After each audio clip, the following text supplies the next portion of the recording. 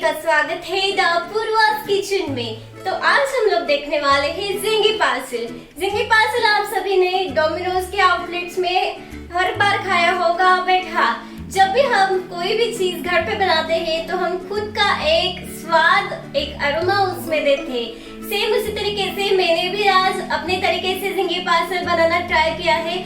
आप लोगों को ये बहुत पसंद आने वाला है, एक बार जरूर ट्राई करिएगा। और हाँ, आज की रेसिपी में हम छोटी छोटी बहुत सी रेसिपीज देखने वाले हैं, जैसे कि एगलेस मेयोनीज कैसे बनाया जाता है, हरीसा पेस्ट कैसे बनाई जाती है। ये दोनों चीजें जो है ये पिज्जा बेस में, सैंडविच बेस में बहुत यूज होती है, या फिर पास्ता में आप ये यूज कर सकते हैं। और मेयोनीज तो आपको पता ही है, सब लोग इसे मोमोज के साथ बहुत ही पसंद करते हैं। तो चलिए देखते हैं जिंगी पार्सल कैसे बनाते हैं। दोस्तों, जिंगी पार्सल बनाने के लिए हमें लगने वाला है पनीर। ये लगभग 50 ग्राम पनीर है, 8 से 10 लहसुन की कलियां, कसूरी मेथी, हाफ कटोरी दूध मैंने लिया है, 1 कटोरी दही, यहाँ पर half teaspoon baking soda और half teaspoon baking powder यहाँ पर मैंने लिया है। ये लगभग 1 कटोरी मैदा है। यहाँ पर मैंने चीज ले लिया है, ये हमें ग्रेट करके लेना है। इसके बाद मैंने लिया है विनेगर। अगर विनेगर आपके पास नहीं है तो आप नींबू का रस यूज कर सकते हैं। और ऑयल हमें लगने वाला है। सबसे पहले हम डो बना लेंगे। इसके लिए मैंने मैदा एक बाउल में ले लिया है। इसमें हाफ टी स्पून मैं नमक डालूंगी, half teaspoon baking powder और बेकिंग सोडा। ये हम अच्छे से मिक्स कर लेंगे। इसमें थोड़ा थोड़ा दही ऐड करते जाएंगे और डो बनाएंगे। इस तरीके से डो हमने बना लिया। इस पे मैं थोड़ा ऑयल डालूंगी, लगभग 1 टेबलस्पून ऑयल, और इसे फिर से एक बार अच्छे से बना लूंगी। आप देख सकते हैं इसकी सॉफ्टनेस। अभी ये अच्छे से हुआ नहीं है, हमें इसे लगभग 5 मिनट तक ऐसे ही गूंदना है। इस तरीके से मैंने इसे थोड़ा सॉफ्ट कर लिया है। अभी मैं एक वेट क्लॉथ लूंगी और इसे कवर कर दूंगी। इस तरीके से इसे हम रेस्ट करने के लिए छोड़ देंगे एक आधे घंटे के लिए। तब तक हम बाकी तैयारी कर लेंगे। दोस्तों, अभी हम एगलेस मेयोनीज बनाने वाले हैं। इस रेसिपी में आप बहुत सी चीज़ें अलग अलग सीखने वाले हैं। आज हम एगलेस मेयोनीज बनाएंगे। ये हमें जिंगी पार्सल के लिए बहुत काम आता है। इसके लिए मैंने 1 टेबलस्पून दूध लिया है। आप मेयोनीज बनाने के लिए जो भी मेजरमेंट लेंगे वही कांस्टेंट रखिएगा आगे से। जितना मैंने दूध लिया था उतना ही मैं ऑयल लेने वाली हूँ। आप देख सकते हैं मैंने ये पूरी कटोरी ऑयल भर लिया है। इतना ऑयल मैं डालूंगी। मेयोनीज में मेन ऑयल ही होता है। इसमें हाफ टी स्पून शक्कर डालूंगी।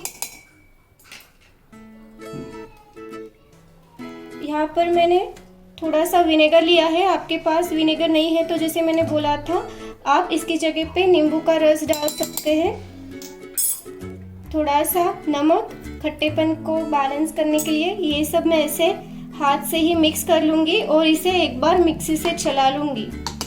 यहाँ पर देखिए एक क्रीमी टेक्सचर आ गया है, लेकिन अभी तक ये पूरा बना नहीं है दोस्तों। हमें और इसमें ऑयल डालना है।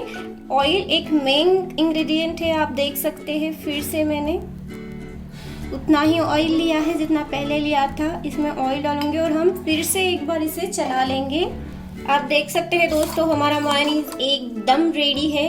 ये मेयोनीज आप चीज के साथ जो भी आइटम बना रहे हैं, सैंडविच, पिज्जा, पास्ता, सारे इसमें यूज कर सकते हैं। आपने इसी रेसिपी में एक छोटी रेसिपी भी सीख ली है कि एगलेस मेयोनीज कैसे बनाया जाता है। जब तक हम बाकी की तैयारी कर लेते हैं, तब तक हमारा ये जो मेयोनीज मैंने बनाया है ये मैं फ्रीज में रख दूंगी, ताकि इसकी जो कंसिस्टेंसी है ये ऐसी ही रहे। अब हम देख लेंगे कि हरीसा पेस्ट कैसे बनाते हैं। हरीसा पेस्ट के लिए हमें लगने वाला है जीरा, लहसुन, धनिया पत्ता, सूखी लाल मिर्च और नमक। यहाँ पर मैंने उबलने के लिए पानी रख दिया था। इसमें मैं ये सूखी लाल मिर्च डालने वाली हूँ। इसे हम अच्छे से उबाल लेंगे 5 से 10 मिनट के लिए। आप देख सकते हैं यहाँ पर मैंने मिर्च बाहर निकाल ली है। इसे हम, अगर आप चाहें तो इसकी जो बीज है वो निकाल सकते हैं, मैंने वैसे ही रख दी है। मिक्सी के जार में यहाँ पर मैंने धनिया पत्ता डाल दिया है, लहसुन डाल दिया है। मैं जीरा ऐड करूँगी और नमक आप अपने स्वादानुसार इसमें ऐड कर सकते हैं। नमक डाल दूँगी और ये मिर्च भी ठंडी हो चुकी है। अब मैं इसमें ऐड करूँगी लगभग 1 टेबलस्पून पानी और इसे अब हमें स्मूथ पेस्ट में ग्राइंड कर लेना है। इस तरीके से हमारी हरीसा पेस्ट एकदम रेडी है।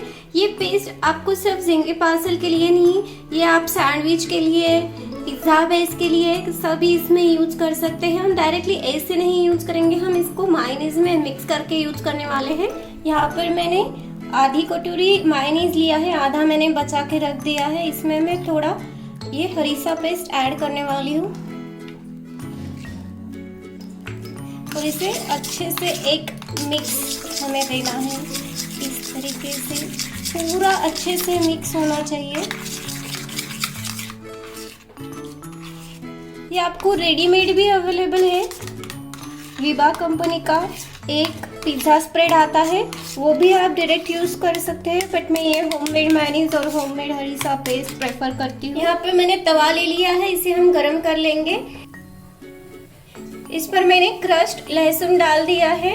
ये बटर के पहले ही हमें लहसुन डाल देना है। इसके बाद मैं इस पर 2 टेबलस्पून बटर डालने वाली हूँ।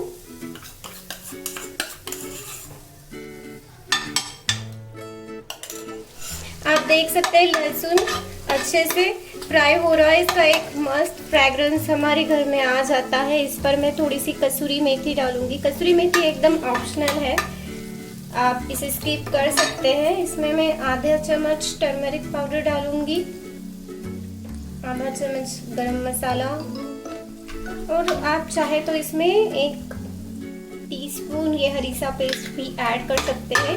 इसे एक अच्छे से मिक्स हमें देना है। इस तरीके से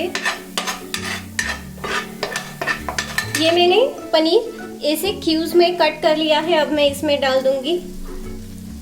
इसे ज़्यादा हमें पकाना नहीं है, बस एक हमें मिक्स इसमें देना है। थोड़ा सा ये सारे मसाले इसको लग जाए एक बार तो हम फ्लेम बंद कर देंगे। यहाँ पर मैं डो ओपन करके देख लूँगी। इस तरीके से आप देख सकते हैं इतना फूल चुका है। इसमें अभी हमें ग्लूटेन डेवलप करना होगा। पिछली बार की तरह आपने देखा होगा मेरा peri peri cheese chilli bread. हमें डो को इस तरीके से गूंदना है। इससे क्या होगा, इसमें ग्लूटेन डेवलप होगा।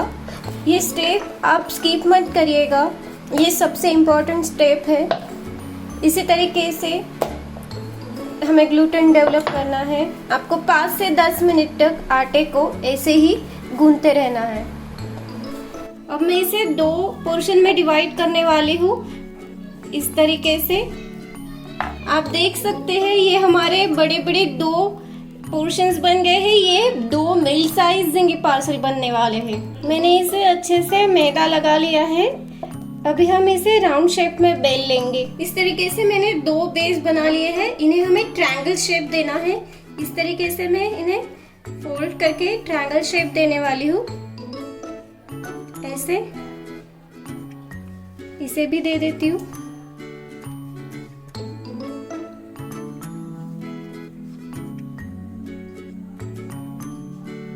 इस तरीके से ट्रायंगल शेप देने के बाद इसे मैं यहाँ पर पानी लगाने वाली हूँ। पानी से हमें इसे टैप करना है और हल्का सा प्रेशर देके ये जो कॉर्नर्स है ये हमें अच्छे से क्लोज करने हैं।